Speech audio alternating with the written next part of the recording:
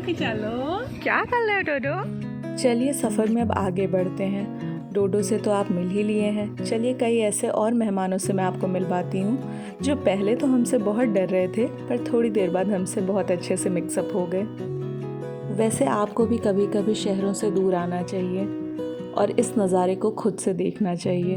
मैं वेकेशन मनाने के लिए शिमला और मसूरी तो नहीं जा पाई, पर यहाँ आने के बाद मुझे एक ठहराव महसूस हुआ। आपको भी आना चाहिए और इसे खुद से महसूस करना चाहिए। उम्मीद करती हूँ कि जब आप इस वीडियो को पूरा देखेंगे तो आपको भी वही रिलैक्स, वही रिफ़्रेशमेंट महसूस होगा जो मैंने महसूस किया था।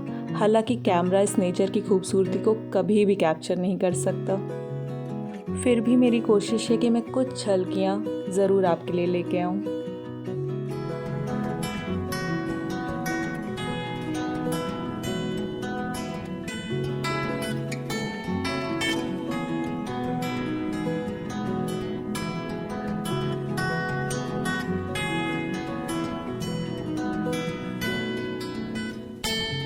आप भी सोच रहे होंगे ये तो बस चलती ही चली जा रही है,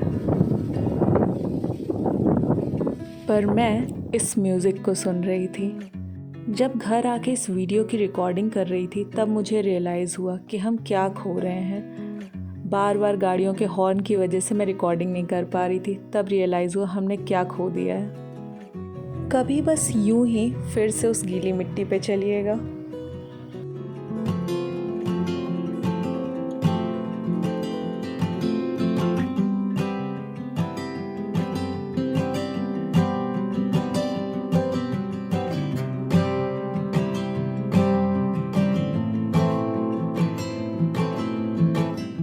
बहुत दिनों बाद मेड़ों पे भी चलने की प्रैक्टिस की। कैट वॉक अपने आप हो गई जब पतली पतली मेड़ों के बीच में चल रही थी।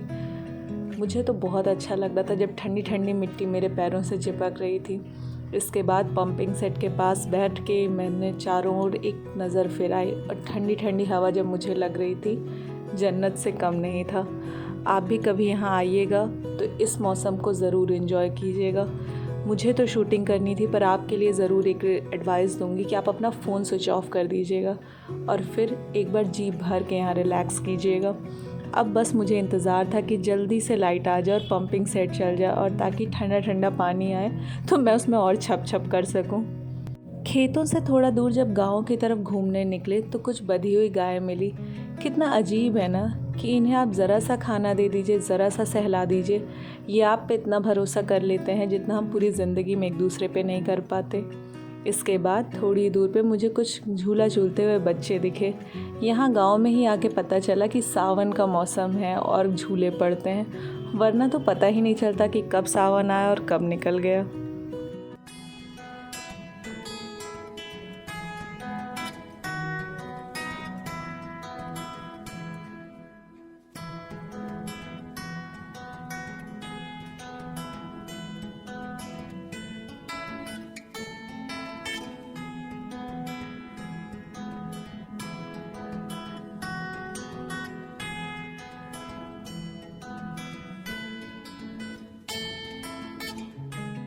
आज मेरी कई विश पूरी हो रही थी, जैसे मुझे इतनी खूबसूरत जगह घूमने को मिली और अगली लाइट आ गई, पंपिंग सेट चल गया।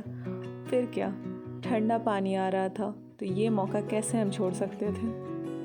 पापा सही कहते हैं, आरओ के पानी में वो बात नहीं है जो ताज़े पानी में होती है। ज़मीन का वो पानी जो गर्मियों में ठंडा और ठंडियों में गर्म होता है।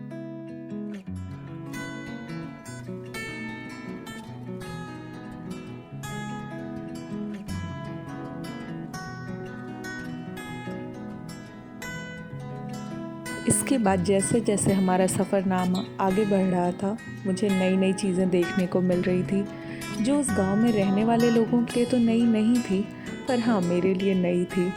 जैसे ये पोल्ट्री फार्म, जैसे उस खेतों से थोड़ी ही दूर पर मिला, और इस पोल्ट्री के केयर टेकर वो भी काफ़ी हम्बल थे।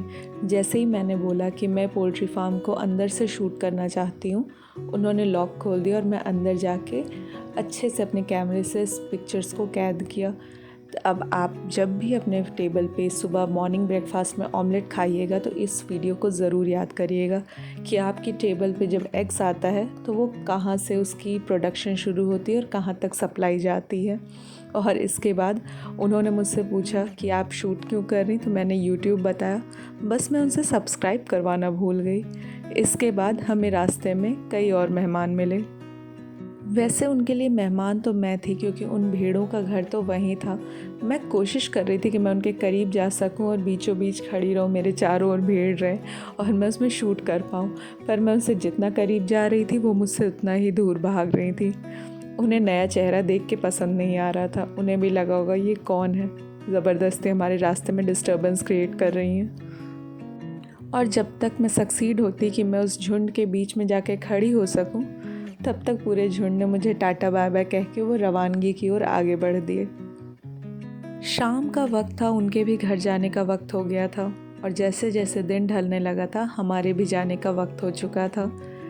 पूरा दिन कहाँ निकल गया पता भी नहीं चला। कई ऐसी नई चीज़ें देखी जो थी तो शायद बहुत नॉर्मल, पर कहीं ना कहीं गांव से थोड़ा दूर हो जाने की वजह से हमारे लिए नई हो गई थी। पर अभी तो बहुत सफ़र बाकी है और आपको भी मुझसे जुड़े रहना है। इसीलिए मैं बार बार कहती हूँ कि प्लीज़ सब्सक्राइब ज़रूर करिएगा और मेरी जर्नी में साथ रहिएगा।